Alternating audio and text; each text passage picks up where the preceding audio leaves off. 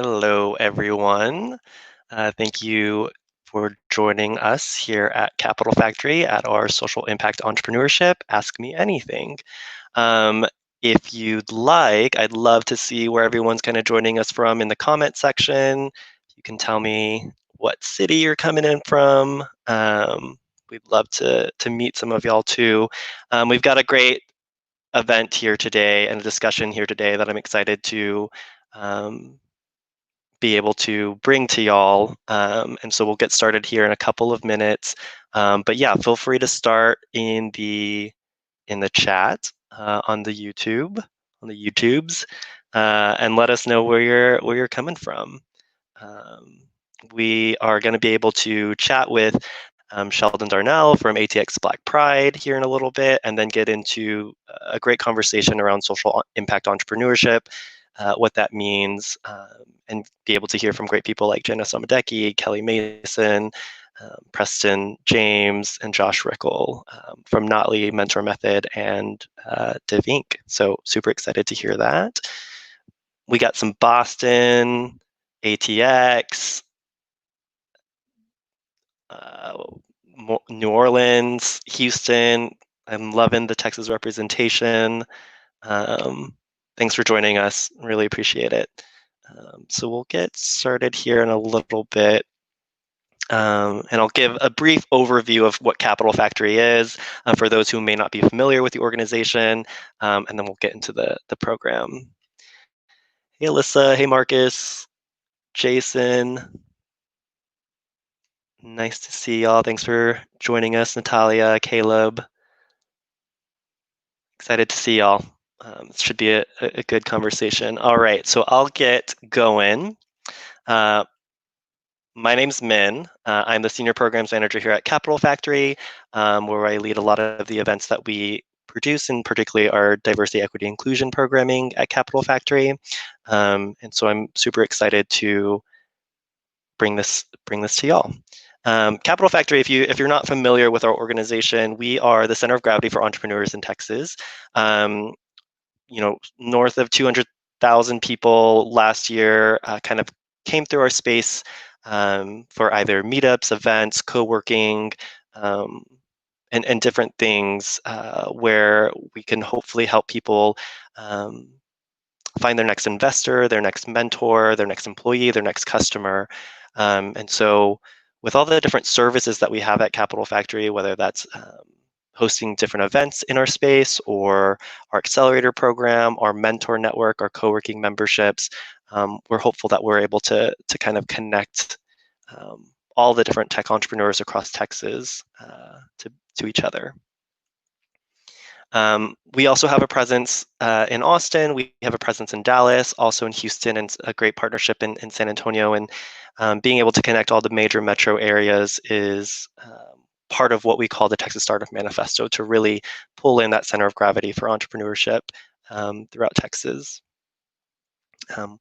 Capital Factory also has committed to our Diversity Pledge, which is a local organization that encourages all different startup founders and CEOs to make sure that they're committed to increasing diversity, equity, inclusion, not only in their own organization, but also in the community as well. And so if you're not familiar with that organization, definitely check out diversitypledge.org. And I just also want to take this time to do a special thanks to our community partners that are participating in this event today, Austin Urban Technology Movement, Div Inc., Notley, the Mentor Method, and ATX Black Pride.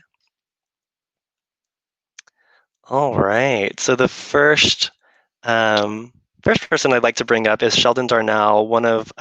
He's the president of the ATX Black Pride organization, which I'm excited to be able to share with everyone here and learn more about what they're doing. But I'm going to bring up Sheldon right now, and we'll catch up here right now. Hey, Sheldon.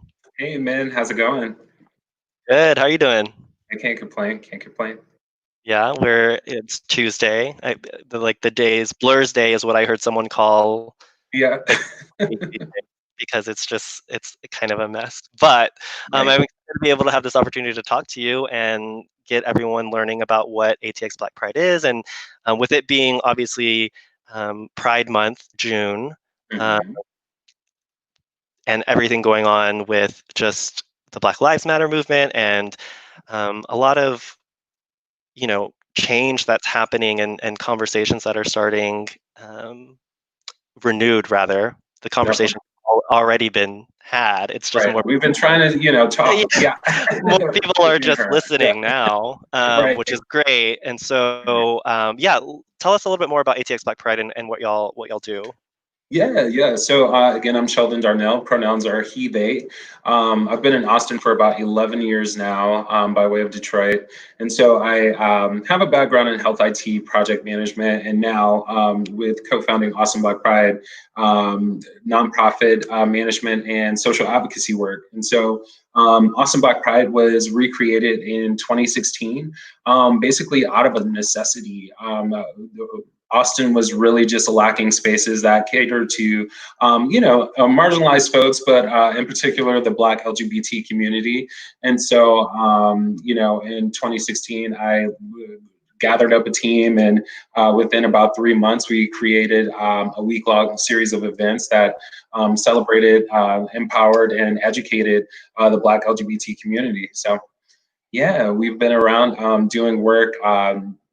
In the realms of cultural arts, health and wellness, again, just creating social spaces, and also in the trans and gender diverse sphere. So, yeah. That's awesome. No, thanks for sharing. And when we think about kind of the theme of today, which is social impact, right? How do you feel that has played in ATX Black Pride and what y'all do? I mean, it seems very obvious to me, but I'd love to hear kind of your thoughts Yeah, on definitely. that too. Yeah, so as far as us creating spaces, Austin Black Pride again came about out of necessity. So when we stepped onto the scene, again with Austin being void of spaces, it really left a lot of room for us to try our hand at a lot of different things. And so we started with, for instance, we started doing this pop-up art gallery because we have a ton of artists here in Austin who are looking to either display their art or looking for a platform. And so with us being able to provide that platform, we brought on I want to say we brought in 6 artists, and one of our first exhibits kind of sold out the art of the artist. When you start talking about social impact, I think we have to look at the specific needs and figuring out how to connect with our community. So a lot of folks know that Black men, for instance, Black gay men who have sex with men are 1 and 2 are likely to have HIV. And so we started to create programming that spoke to that crowd, for instance. And so last year, like yesterday, you and I were having a conversation about pose. We had a pose watch party. And so we brought everyone out to Rain, and we also took this as an opportunity to team up with Ashwell, which is the Austin Sexual Health and Wellness Clinic. And so we were able to offer or bring in nurse practitioners. We were able to bring in nurses, and we were able to provide free HIV testing, free full health screenings, and also offer PrEP, which is a preventative drug for HIV for free and on the spot. So that event in particular is one that I love, because we were able to take, something that was culturally relevant.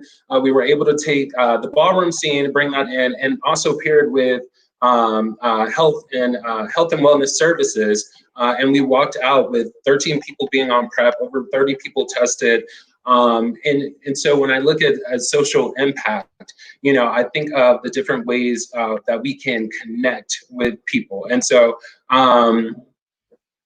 yeah. Ooh. Yeah, no, that's amazing. No, thank you for Right, sharing that. I'm like, right, I wish I was able to go to that event. That sounds amazing, and I think to be able to pair it with obviously a very important topic and serious, health, being practicing safe sex, and just making sure that we're all being healthy in the community, right. but also pairing it with art and a show like Pose, and kind of instilling some fun with it. And the ones, and I talked to you about this previously too, but one of the events that y'all have done is I think it's like Drip Drop. Joe drop, Um, yeah. yeah, and so that's like the dance aspect that I'm like just Uh, celebrating, right? And convening the community together. right, and kind of Yeah, partying with a purpose is what I call it. I love that. Yes, Right, partying with yeah. purpose. Uh-huh. That's so awesome. And so, what about these days, right? Like Mhm.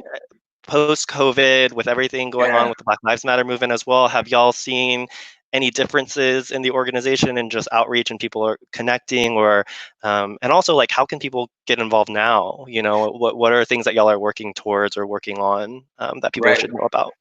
Yeah, definitely. So, we're in the midst of this revolution, and it happens to fall during Pride Month. So it really puts a spotlight on intersectionality, right? And so, for us, I think for the first 3 years of us operating, we've been so focused on, just creating like broad spaces, and just creating spaces that, the entire LGBT community could partake in, or the Black LGBT community could partake in.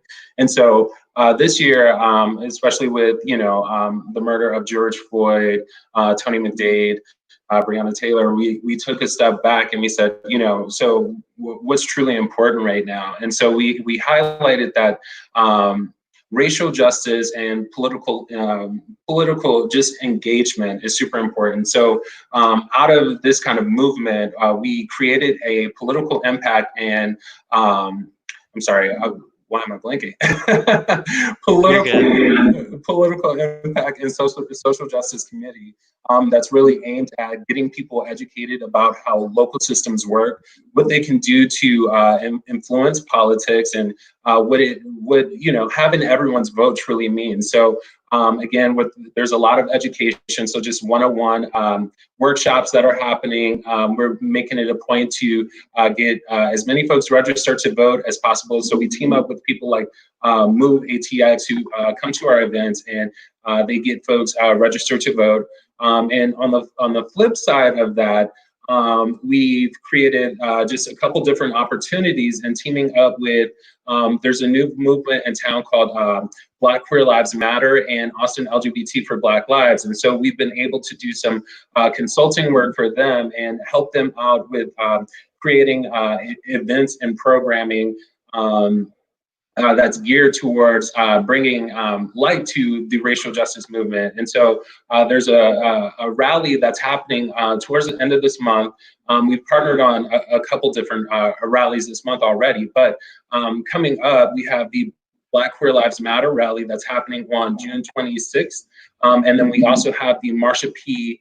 Memorial and a candlelight visual that's happening on June, did I say March? June 28th, June 26th and June 28th. And so we will take this time again to kind of outline action items for folks to execute, to take the movement further, and get people really just engaged and charged up about the upcoming election season and bringing the history of the Stonewall to life. So. That's really great. No, thank you for sharing all of that. And I think Rebecca, my colleague, has shared a little bit more on your Facebook page and a link to the different events that y'all are doing in the chat, in the comment section of the of YouTube, so people can kind of connect with you and the organization more that way. Sheldon, Definitely. thank you again for taking the time to hop on and catch up with me and be part of this session. It's been great to even get to know you too, just the past few days, and I'm excited to be able to work with you even more on things that ATX Black Pride is doing. So, thanks again. Awesome. Yeah, thanks, man. Take care, y'all. All right. And so now I'm excited to also bring up kind of our next um, conversation, really, right? What y'all are all here and excited to kind of learn and dive into.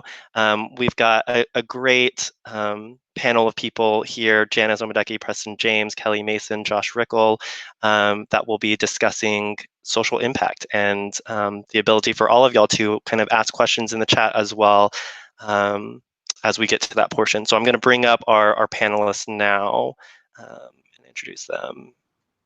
Janice, Ellie, Josh, Preston, thank you all so much for joining us.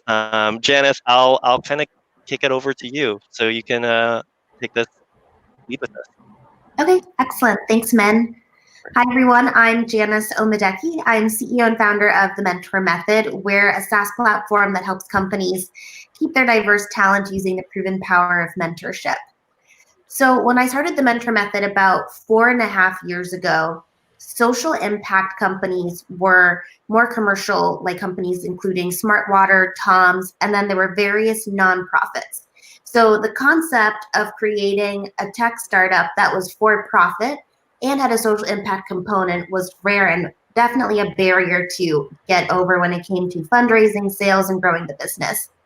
A 2018 study found that 78% of Americans expect companies to go beyond making profits and have some sort of social impact corporate good component. With funds like Capor Capital and accelerators including Echoing Green, we're now seeing a shift in the way in which funds are deploying capital, resources that social impact ventures can acquire, and also growth opportunities for companies that believe in doing well and doing good. Cause Labs defines social impact companies as organizations that prioritize doing work that consciously, systemically, and sustainably serves or attempts to solve a local or global community need.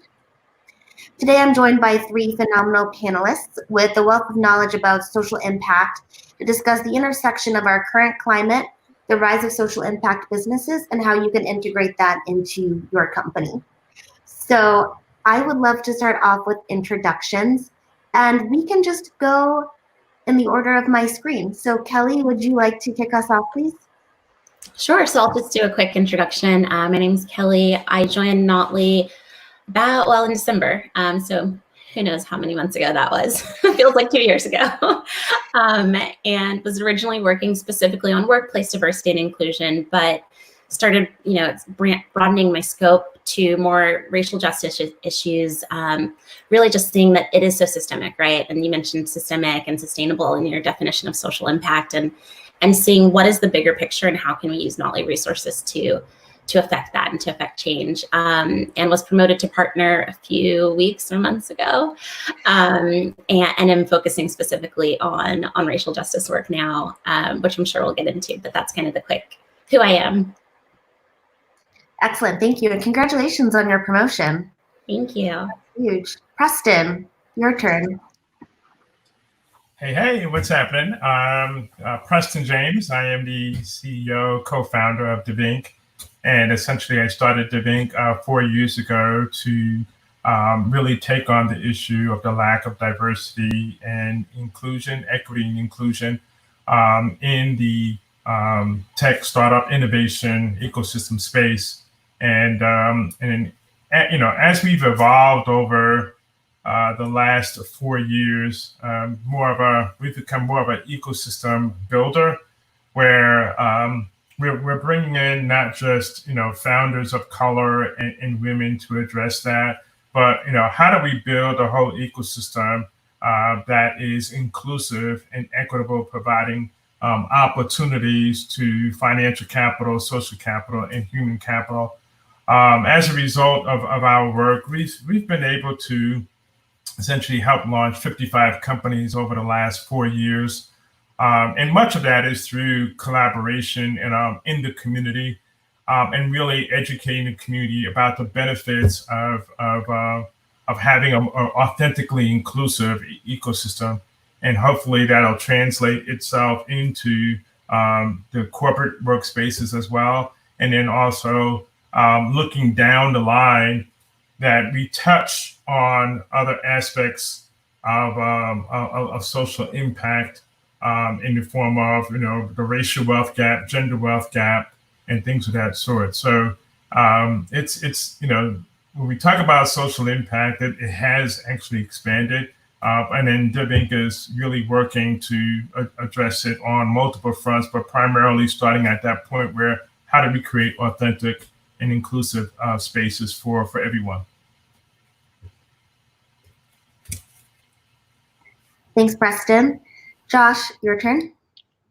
Thanks, Janice. So yeah, I'm Josh Rickle. I'm a partner at Notley as well with Kelly. I've been at Notley for about 2 years. Prior to that, I spent time in the Austin technology scene. I was involved in a startup here called Mass Relevance that was acquired by a company called Spreadfast and served as a sales and marketing leader there. But what really brought me to Notley was the ability to help provide resources and help organizations scale the impact that they're having in their communities. At Notley, we're really focused on being that resource to catalyze impact ventures and different nonprofits to think a little bit differently about how they can really create a sustainable impact and to help them think a little bit differently about the way they grow their businesses.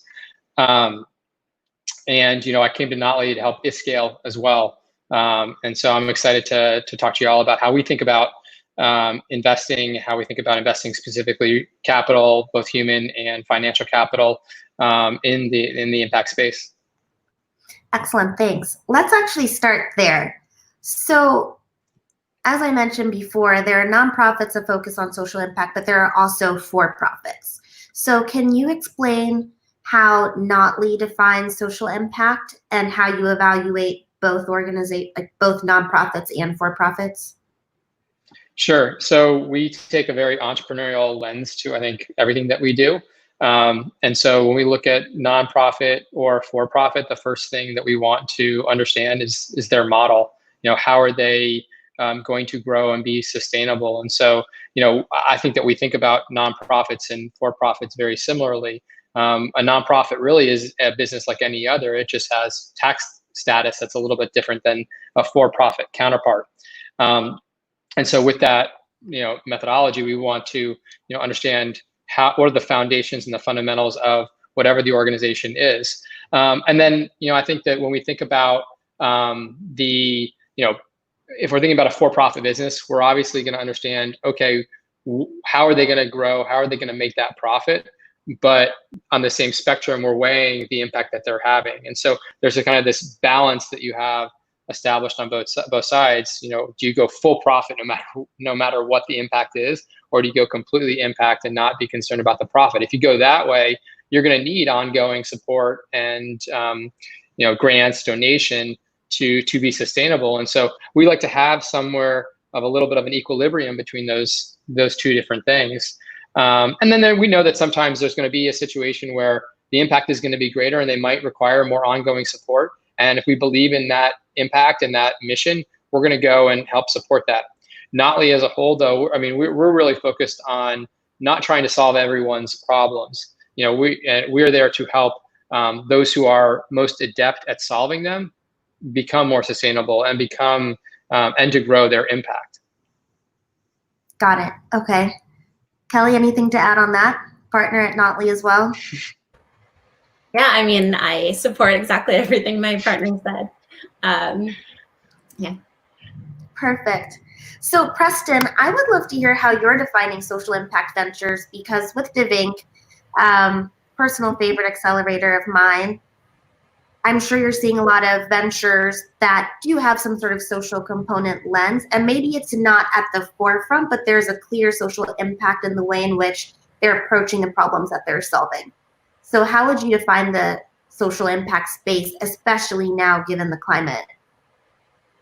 Yeah, I mean, I think the definition of social impact will continue to evolve, right? And I think more and more for-profit private companies, if you will, are taking on a role. Primarily, their leaders are, speaking out more and more over the last few years, in particular, about social issues, whether it be, I would say social, political issues, environmental issues, or whatever it may be. So whether they be healthcare, education, um, things, and particularly in those areas, homelessness and things of that sort.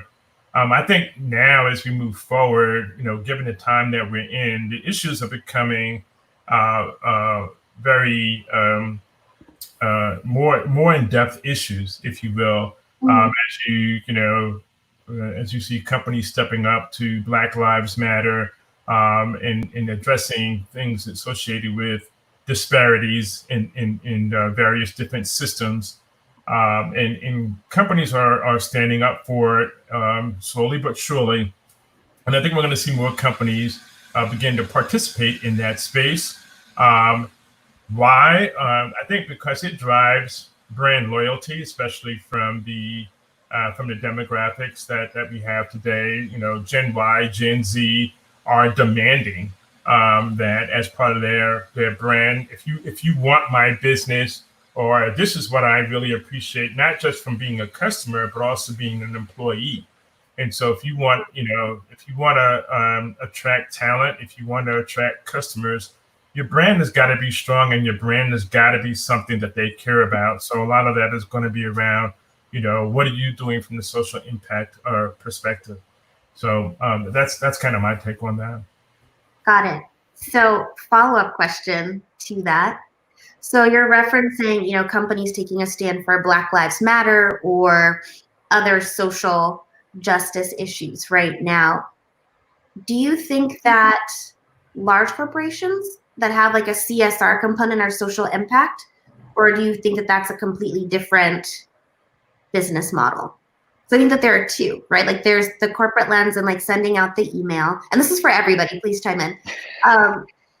This is, there are the conversations you have, like the emails we send out saying we support Black Lives Matter, we stand for solidarity, but that's not necessarily integrating social impact into your business model or your everyday practice or the customers that you're serving, right? So are you all seeing a difference between those as you're investing and accepting founders either into your accelerator or into your funds?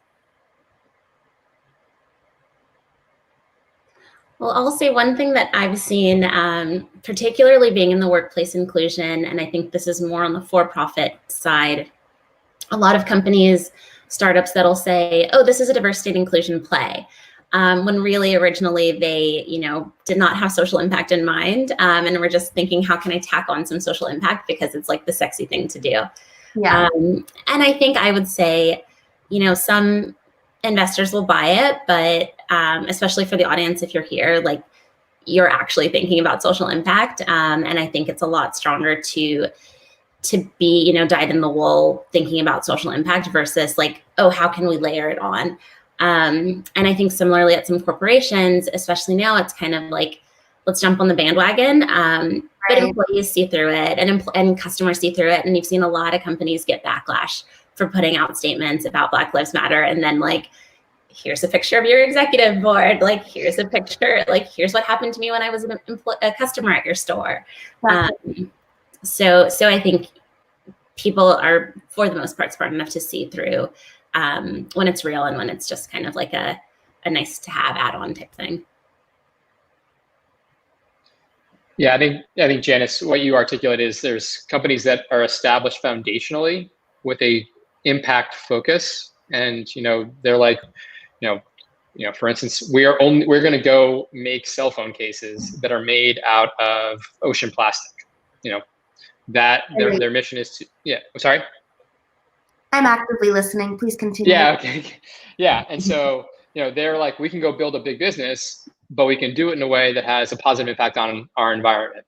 Whereas you then have, conversely, businesses that have been longstanding businesses, and where I don't think, they've been around for a very long time, where this has not been as much of an issue when they were first foundationally built. And so they're trying to find avenues where they can, participate in the conversation and provide purpose and impact for their employees and for their customers. Because you're right, like if you have to choose between two brands that are pretty much equal from a product standpoint, I think most of us are going to choose the one that we believe passionately about, that they're making a positive impact on the world, that they're listening to their customers and participating in the community that those customers are a part of and supporting it.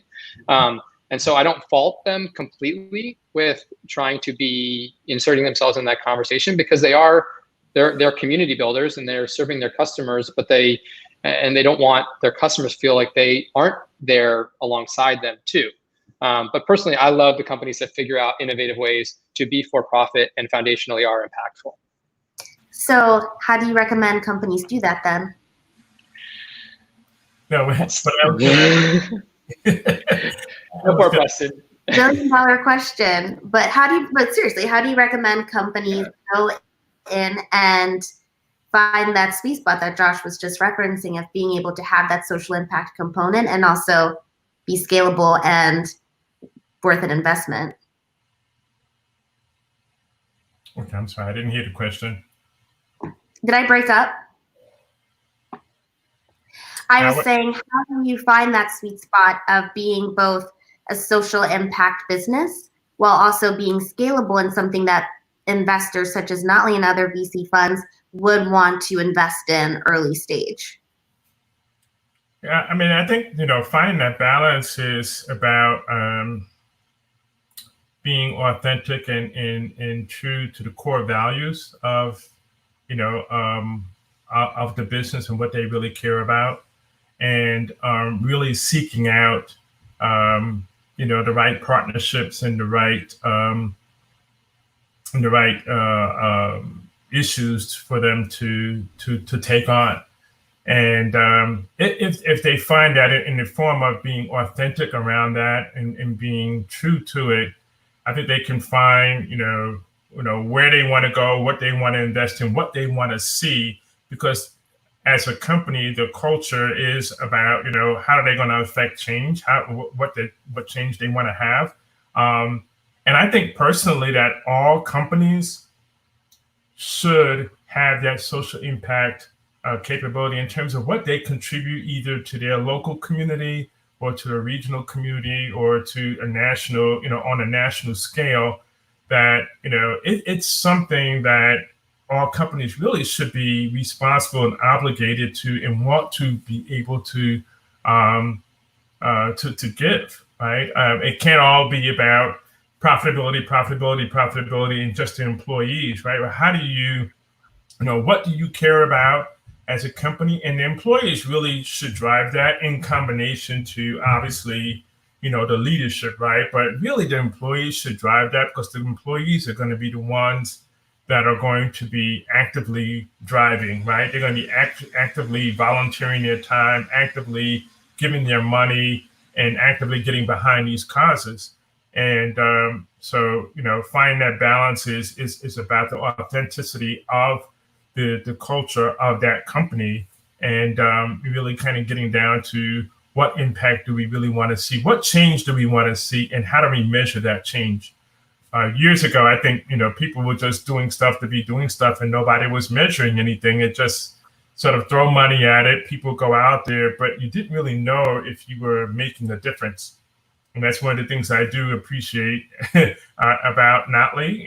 My partners, is that they're like, yo, what did we do yesterday? How are we driving impact? But not, even if the impact is not where you want it to be, trying to figure out how do you, how can we do better, right? How can we scale it? Because we're onto something really great.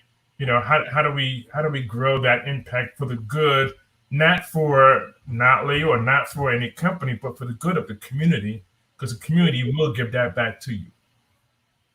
Yeah, I think Preston, you touched on something right there as it relates to, Dell. What did you do yesterday? I think there's this level of accountability that sometimes isn't there in social impact investing, and a lot of times you might have investors who just view social impact investing as a variation of philanthropy, and so they don't hold the dollars that they put in as accountable as they would for dollars that they would invest. And so I think it's incredibly important for people who want to be, think about social impact investing as saying it is still an investment. There's accountability that you have on the individual organization that you're investing in. And if it is framed as a social impact investment, you might not expect the growth that you might see in a traditional for-profit business, but there's still growth. That growth is valuable from an investor standpoint, plus they're making an impact. So it's like if you're going out and building a company, are there alternative ways that you can go, either your supply chain or your approach or the way that your product can serve a community to have a positive impact?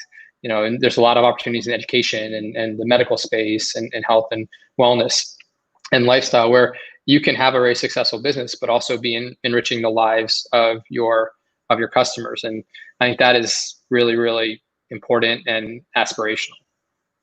I love that. Thank you both. So let's get into some examples of startups and companies that you've seen do this well.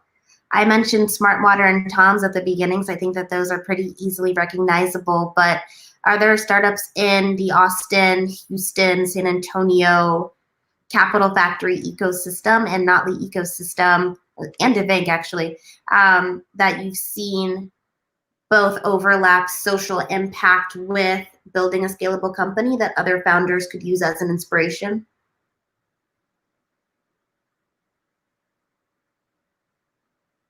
Who wants to take this? I was going to defer to you, Josh, because you see more. Josh gets to see more of the pitches, and I think has that perspective of what companies are doing well, what companies are struggling. Yeah, I mean, I think we see Sorry? You don't have to use names if you're not comfortable with that. No, I mean, we see a lot of the CPG companies, and Austin has a very vibrant consumer products ecosystem now, and a lot of them are building amazing products for consumers that are done in a with a supply chain that's very conscious of the environment, conscious of the consumer. They're building products that are healthier. They're not making junk food and whatnot. And so I think those to me are impactful because they're changing our food chain and our supply chain and whatnot.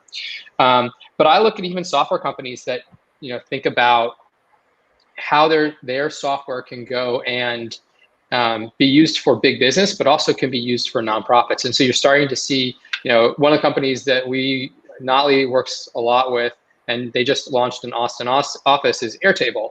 And they are an incredibly powerful tool for a for-profit business, but they also make their tools very easily and accessible and approachable to nonprofits, and they want to help, make their software, available to those who want to scale and have a really big impact. So I love seeing organizations that do things like that. I mean, while it's not foundationally a part of their business, Airtables, I think it is something that they hold very close to their core values as well. And they do encourage their employees to participate in the communities that they're in.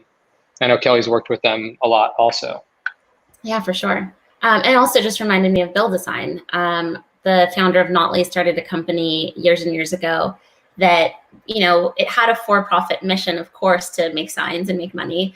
But a very strong part of their success was based in this social impact perspective. I won't share the whole story. You can Google it. But just another example that there's also a lot of companies here that I think have gotten that approach correct of we can make money and not even necessarily be, a B Corp or a public benefit corp, but still have social impact baked into the growth engine.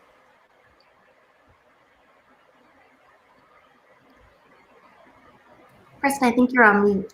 Yeah, I don't remember all the companies' names, but in a nutshell, I've seen companies social enterprises that are, I think Josh mentioned, that are focusing on supporting nonprofits, right, and be able to provide tools and resources so that nonprofits can scale their impact, but they are a for-profit business in themselves. I've seen companies that are essentially will address specific health issues, if you will, and what they're doing is, basically, selling to healthcare, providers while also providing services into the community, and their ability to scale what they're doing and also help drive reduction in chronic diseases, if you will. You have companies that are doing that. So finding those companies, I think they're sprouting up all over. There's an organization called Echoing Green that does just that. They focus on social impact organizations that are driving scale in their efforts, and some of them are global, some of them are based here in the U.S. And those the 30 or so organizations that got to go through their programs every year. So I think we're seeing more and more of these types of companies coming about. And to Josh's point about what is the accountability, the impact, and how you measure success. It's really become very important because so many organizations just get started, they do stuff, and it sounds wonderful, but when you actually quantify impact, either they don't have the results or the results are not really there. And for social impact investors, that's no longer going to be, an acceptable way to go. So it's really important to have those metrics behind you. Excellent. So looking at some of the pre-submitted audience questions from people who registered, a lot of the questions obviously around impact investing. So I'd love to jump into that at a greater capacity. So first question, what KPIs do impact investors desire to see from companies? I'll jump in and I'll say it's the same as I would say of any investment that I would be looking to make. I want to understand, their growth, their COGS, their, fundamentally, are you scaling effectively? How are you spending on marketing? How are you thinking about growing the team?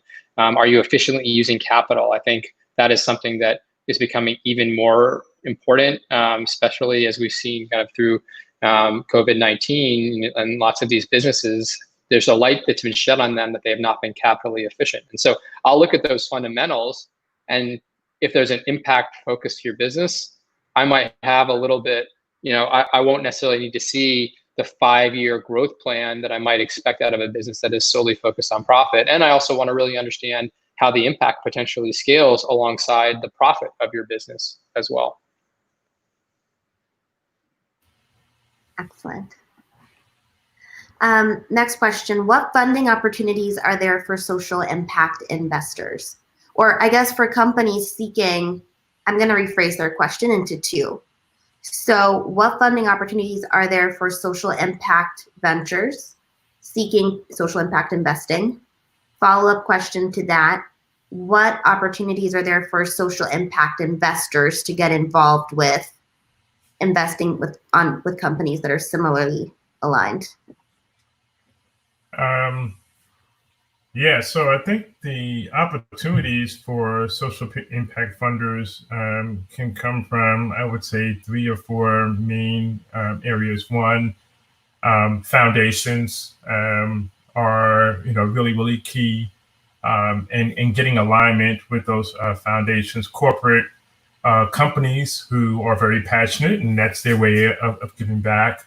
And then also individual donors, which will come in the form of, high net worth, major gift donors, and then also individual small gift, donors will come probably in those 4 capacities. And then in terms of social impact investors, And I think, the Notley team will probably better address this. Do they go out and seek, opportunities? I think any investor, because they are investors, they have a whole pipeline of people that are constantly coming to them. So they see a lot of opportunities. And I think, for those that, have the capacity to do it, they will go and look for outside opportunities as well, based on what they're looking for, leveraging their networks, or going to different events to try to find those that are aligned to their mission. So, I mean, social impact investors, it's wide open for them in terms of what they're looking for. It's just a matter of how do you have the capacity to go find what you're looking for, and also the pipeline that is coming to you to be able to determine what you want to invest in. But Excellent. So I see a question here actually from Sarah, last name initial M. I don't want to butcher your name live. Do you anticipate that more VC money will be invested in social impact businesses? Social impact dollar amounts is quite small. And if so, at what rate do you see this growing?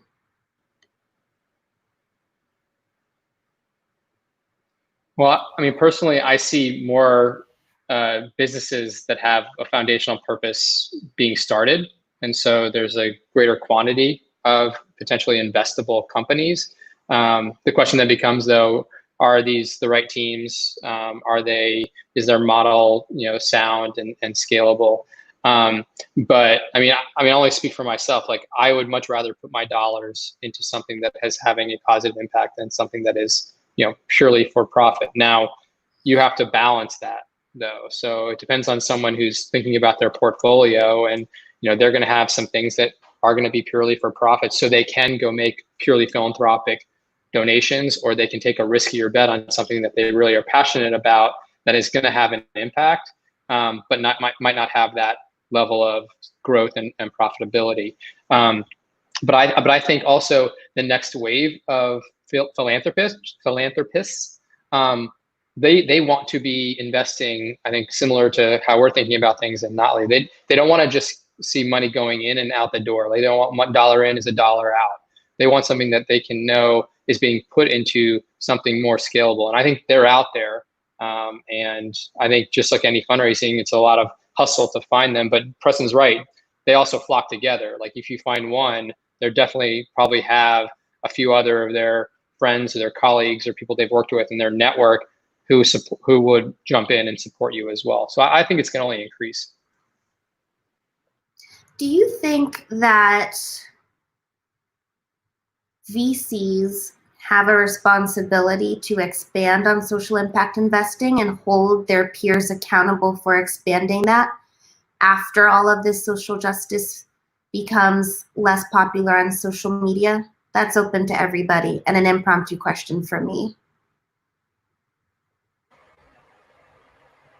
Yeah, I think they have a responsibility. We'll see if they live up to it. I think what we're seeing uncovered, and there's so many conversations going on, and Robert Smith just put out a big challenge. There's people who are saying, we as these institutional investors have an opportunity and an obligation to build more wealth in Black communities, for example, or to invest in social justice and social impact type innovations. And so I hope that, that conversation is starting. I hope that people will hold themselves accountable publicly.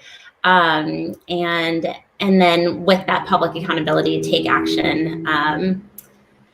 But we'll see. We'll follow up in a year.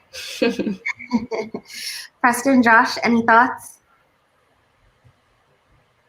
I believe that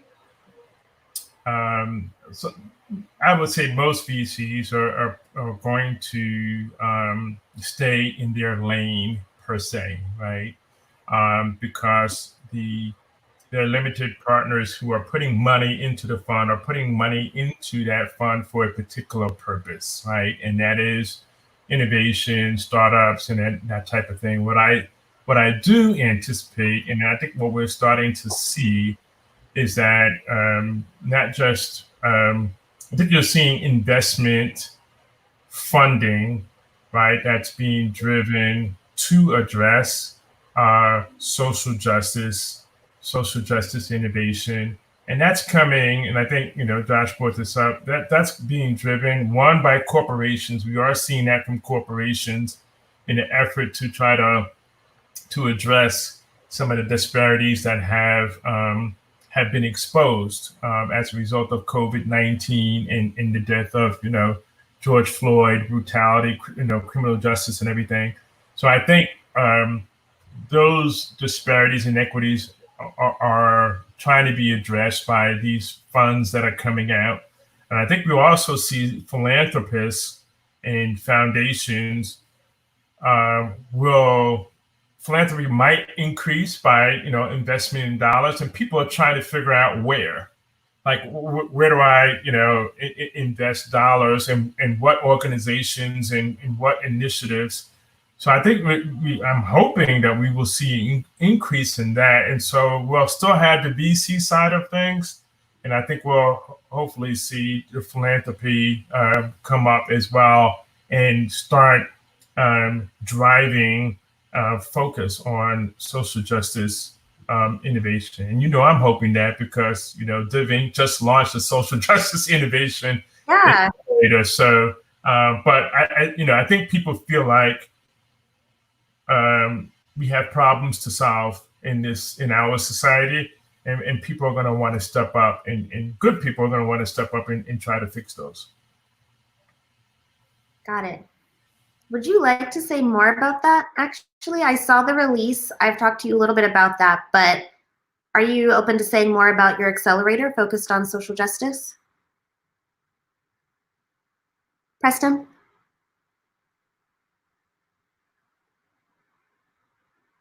Hang on, you're on mute. I know I'm on mute. I didn't hear the question. I'm sorry. No, that's okay. I was saying we'd love to hear you say more about this accelerator that you're launching. I saw the release. I've seen a bit about it, but. Yes. So it is definitely in response to everything that I mentioned about COVID-19 and the police brutality that we've witnessed. And personally, as a Black man, having been tired of seeing these disparities and inequities in society, what can we do, right? And the need to do something different. That's something we've done, in the past. So, me being sort of on the innovation side and always having a passion for social issues. So how do we leverage innovation and bringing innovators together and activists together to go solve root cause issues that really help drive institutional racism. So we want to find solutions that eradicate that racism on an institutional level and accelerate the adoption of these solutions into entities that need them. And the real critical piece that we're doing as part of our program to support these innovators and activists is to bring the human, social, and financial and political capital around them so that we can move those solutions into actual implementation and change behaviors and hopefully mindsets over time. So that's what the program is doing. And it starts August 20th, late August, and the applications are open now at the DivInc website, divinc.org. Congratulations. That's exciting. I can't wait to see, the ventures that come through that, and definitely sign me up as a mentor to support in any way that I can. Because I'm going to have all of you involved. That's why it's going to work. That's the plan, collaboration. So we have some questions in the live comments, but just want to encourage you to feel free to ask any and all questions. To get the ball rolling, Sarah M. asks, do you think that there will be more emphasis on being more open to diverse entrepreneurs? I'll stop there. Yes, that's the question.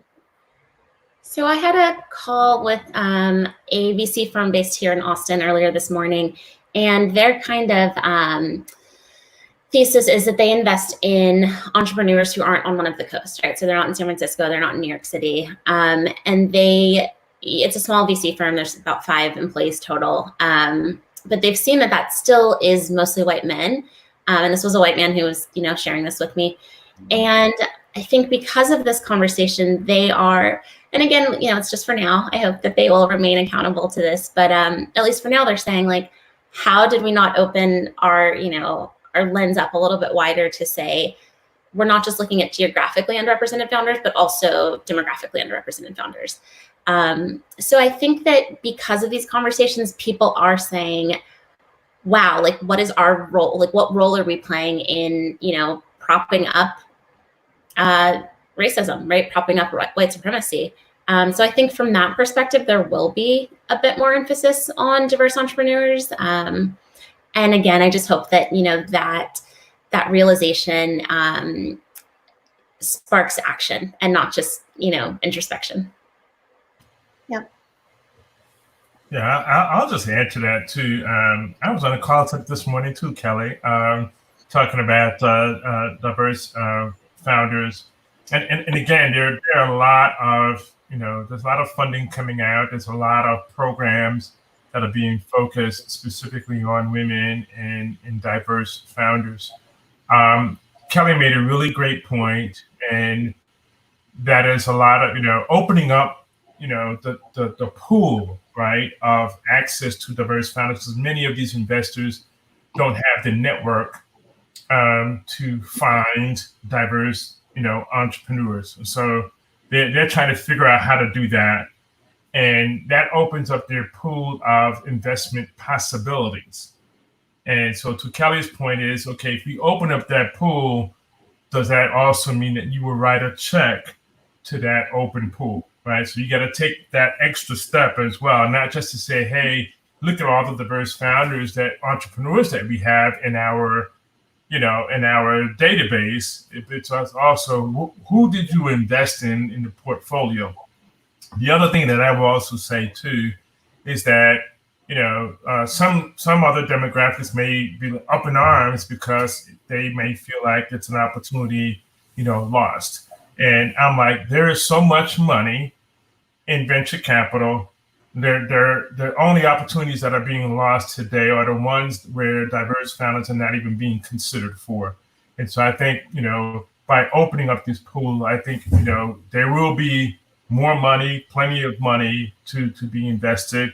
And I think it will be better investments also being invested as a result of opening up the pool to diverse founders. And women have already demonstrated that, women-founded companies do perform extremely well against the entire spectrum of entrepreneurship. So we want to create that because it creates, more jobs, more revenue, more wealth for our communities in general. So that's a great thing for our country.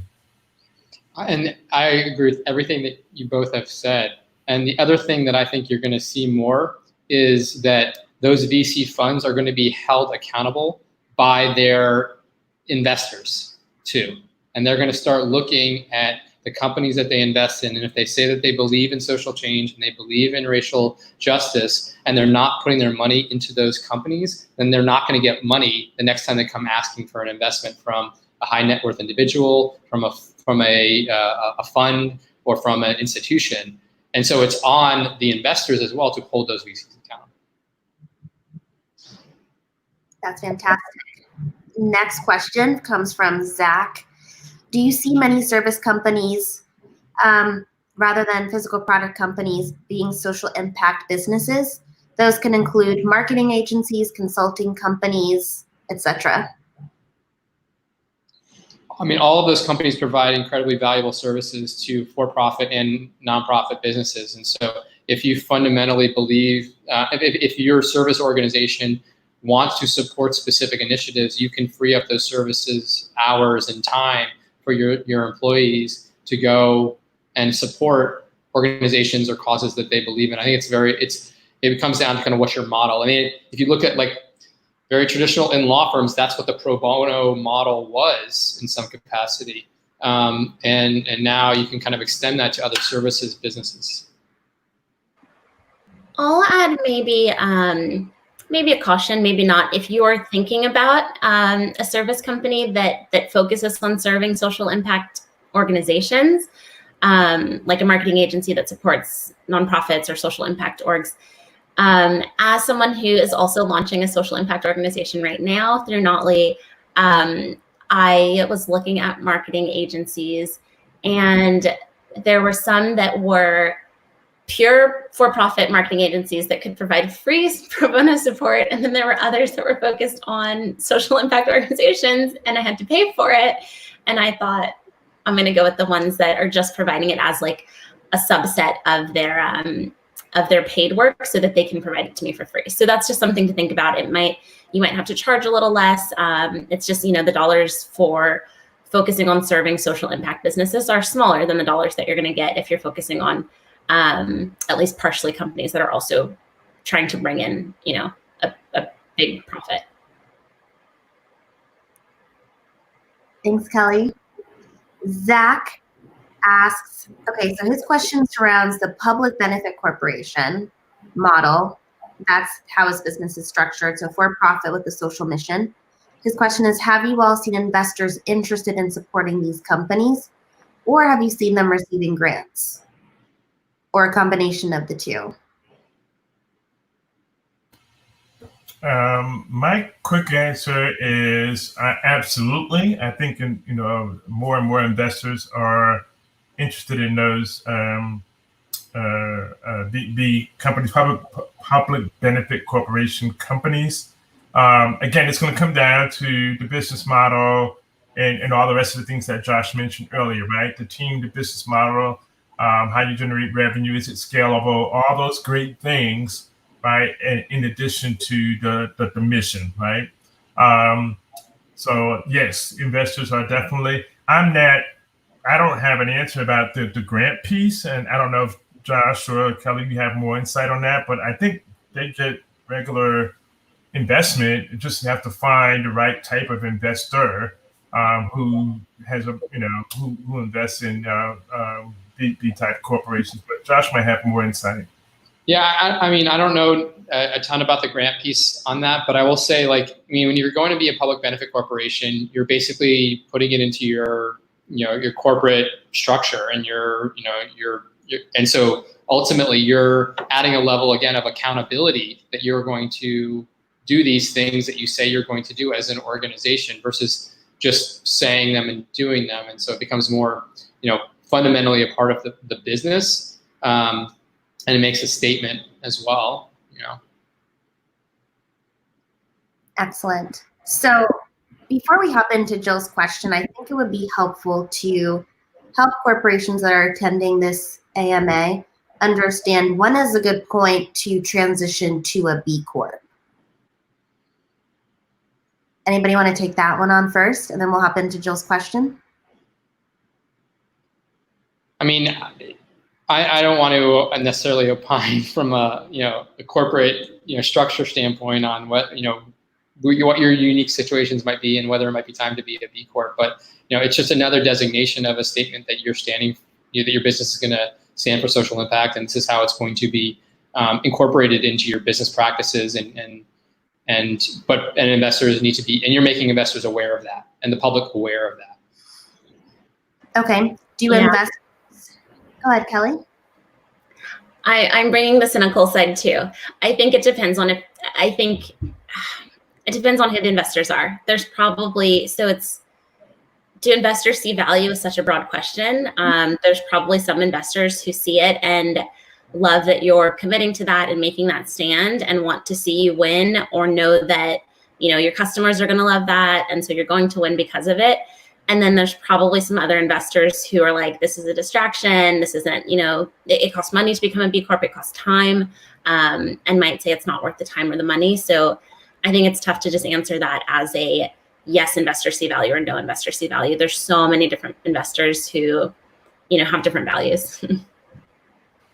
Yeah, one thing I'll just add to that is, just like startups and nonprofits seeking funding, you've got to go out there and find the right investor and gain alignment, right? It's just not just any investor, right? There are some who really care about the type of companies you have, and there's so many out there. That's what makes some of the fundraising really, really difficult, right? It's finding the investor that is right for your company, right for you and your team, because it is a partnership, it is a relationship that you're signing up for, and so that's part of the hustle, is finding those right partners and then those investors, and it's a lot of work. It is a lot of work. I think everybody on this panel has been down that path, and that makes it really challenging and difficult. But that's what it takes to really make it happen. When you find that one or two, then it starts to happen for you, because it's the same network. Thanks, Preston.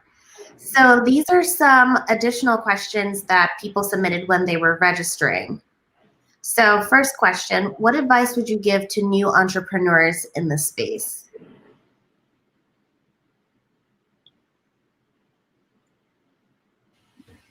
In the social impact space, yes, I would say don't try to do this by yourself. Find a community, find like-minded people through meetups, through co-working spaces, through going to particular events.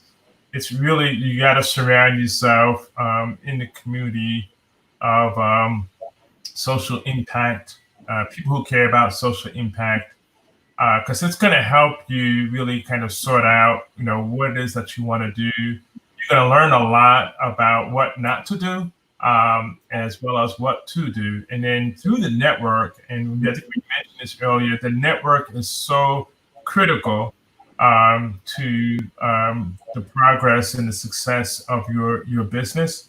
So my immediately thing is insert yourself, immerse yourself into a community of social impact, and in your community, and surround yourself with people in that space, like-minded people in that space. Excellent. Kelly, Josh, what advice would you have for entrepreneurs in the social impact space? I mean, I don't think I would change it regardless of the space that you're in. I mean, being an entrepreneur is hard. It can be lonely. It is, and that's why I think it's important, like to the next question also, it's like finding the right people to work alongside you, because, you need to, your internal passion for something sometimes isn't enough on a given day, and you need people around you to support you and to help you, and to also, mentor and help you to identify your blind spots too, because we all have them. And then entrepreneurs, there's a level of humility also, and there's a level of don't be afraid to ask for help. And I especially think that's the case in the social impact space. It's like we all are in this because we want to improve the world that we're in, and we will be generous with our time because we like to help people. If we may not be our passion, but we know that if we can help someone pursue their passion, that's fulfilling too. So again, I reiterate what Preston said, but you have to have resilience, and regardless of whether you're building a social impact company or a for-profit company. Yeah, and I would say probably even a little more resilience, because it's so personal, right? Like if you're, Josh, you gave the example of a cell phone case. And if you're just making cell phone cases because, you want to, there's an ROI on the cell phone case and you can market it well, then that's great and you can make money, and, there'll be ups and downs like any entrepreneurial journey. But if you're making cell phone cases because you are passionate about, solving the waste crisis in the Pacific Ocean, and you feel so committed to that, that every no is personal, and every no is like that much further away from solving this crisis, then it requires that much more resilience, I think.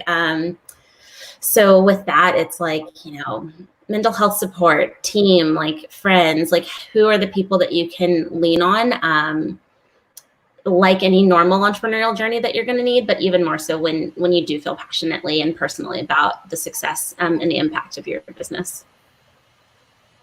Yeah, I would say don't be averse to not joining someone else.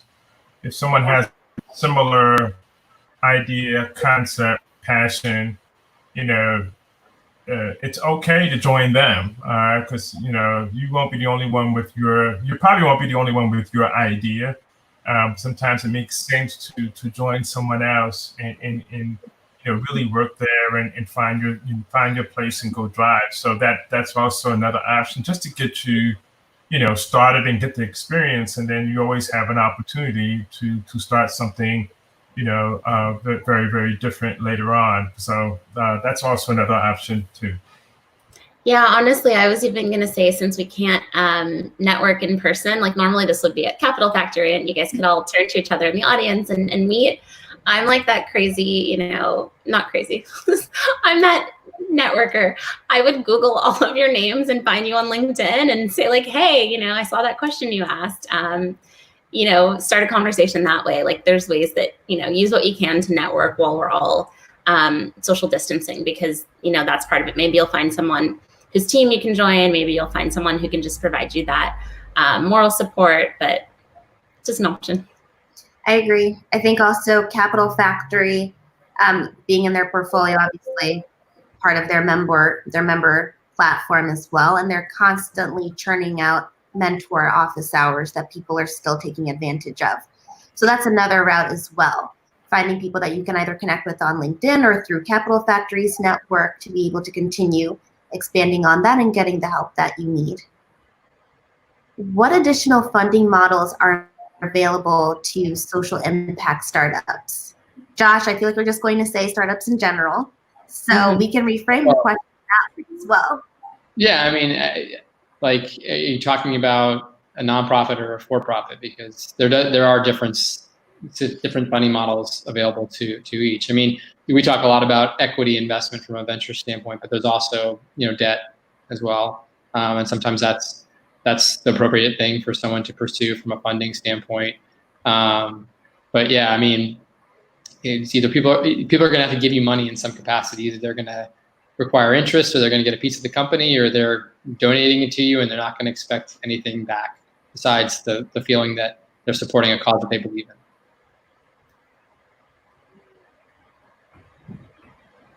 Input from Preston or Kelly?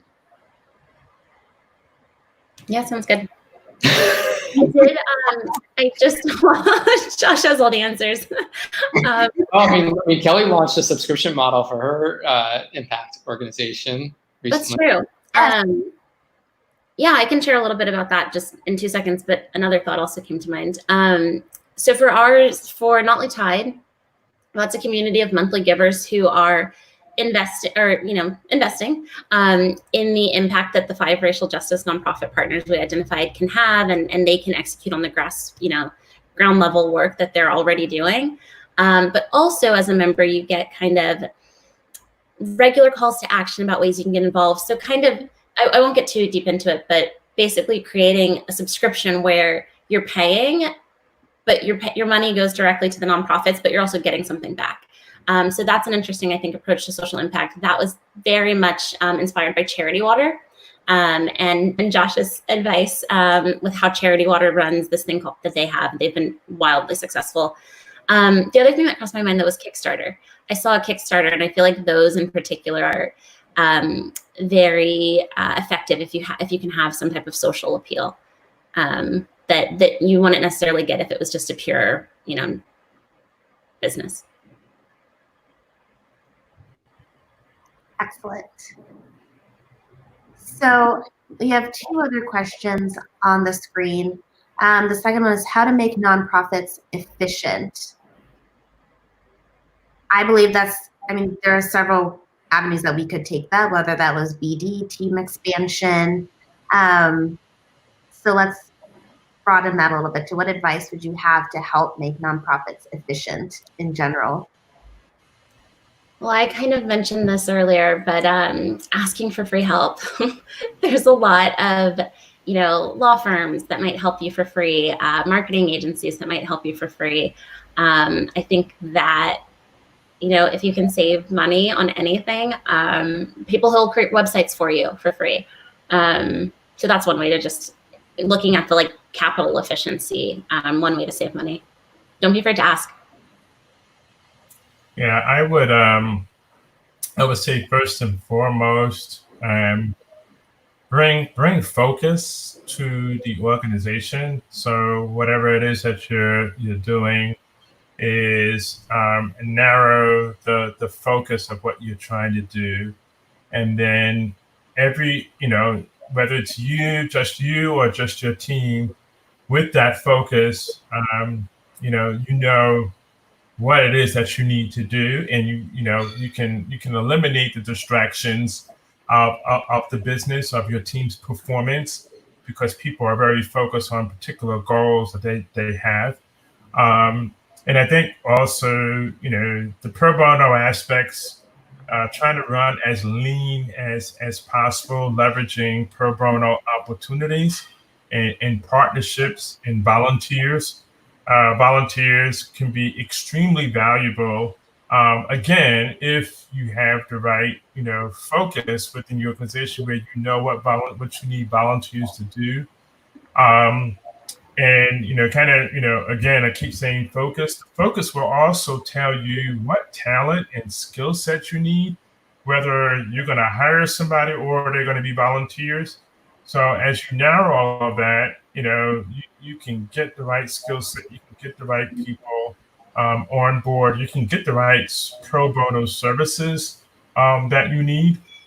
And then the last thing I would say is the financial management aspect of it is really, really critical in terms of knowing how you're spending your dollars and where you're spending your dollars. If you don't have good financial management, it's going to be problematic for the long haul, because you won't be able to justify going back and getting more money when you don't know how you spent the original monies that you had. I'll leave it at that.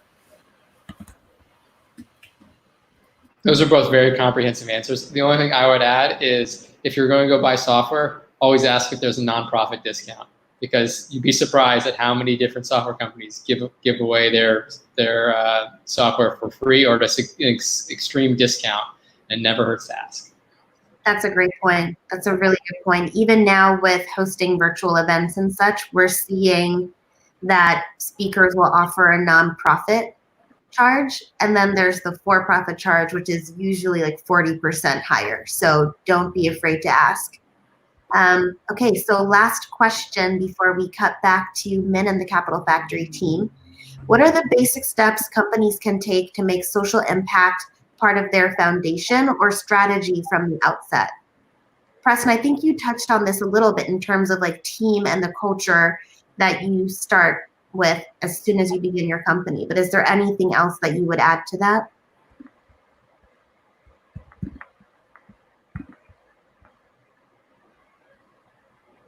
Or Josh or Kelly?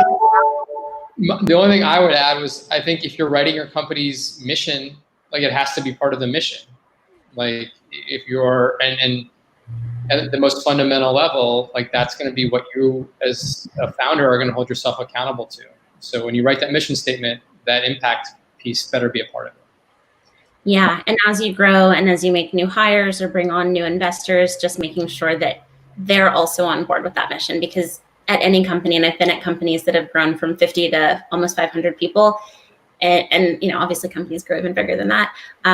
It's easy with every new hire to kind of lose sight of that mission. So I think that's another piece I would add. For me, it's the passion that comes from, whether it's coming from the ground up or coming, top down. Where's that passion coming from? It could be a life experience. It could be, something that, more than likely something that they've seen, something they've experienced, and, go ahead and put an action in place to say, we're going to do something about it. right? And that's what basically what the company is saying is we want to make our community a better place. We want to make the country a better place because, and then that's what drives their their mission behind social impact. And that'll get people up every day. That'll get people excited about what they do. That'll rally, the troops around, are we making a difference? You hear people talk about living a purposeful life. And, most people that I've talked to, because things are so busy in our world, they don't have time to do anything outside of work purposeful. And that's tough, but they're seeking that. So there's nothing better than to go work at a place that has purpose at work, and so they can combine the two, and that is probably more fulfilling than trying to seek it out on their own. So top down, bring that passion, make a difference in the world within the company. Excellent. Well, thank you all so much for sharing your expertise, sharing some stories, and some great advice on social impact and social impact investing. Thank you to those of you that participated and your wonderful questions. And I just want to kick it back to Min to wrap us up. Okay, everyone. Yes, a huge thanks to everyone, to Janice, Preston, Josh, and Kelly, who gave us such a good conversation and insight on what everything is involved with when kind of starting that social impact organization, whether that be a nonprofit or for profit. I really appreciated that conversation y'all had, so thank you. I just wanted to let everyone know how you could stay involved with Capital Factory. As Janice mentioned, we have a huge mentor network at Capital Factory as part of our virtual membership, which we've been able to still provide our members. You can email memberships at capitalfactory.com. You can host an event here at Capital Factory by going to that website listed on the screen, or sign up for our newsletters, whether you're in Dallas or Austin. Those newsletters will come out and let you know different events that are happening also in the Capital Factory community. You can also follow us on Twitter.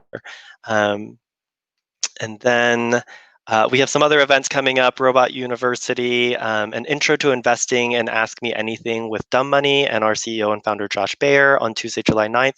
And we also have an upcoming conference called Fed Supernova presented by Deloitte on July 14th through 16th. That's kind of kicks it off for this event. Thank you so much again to everyone who attended.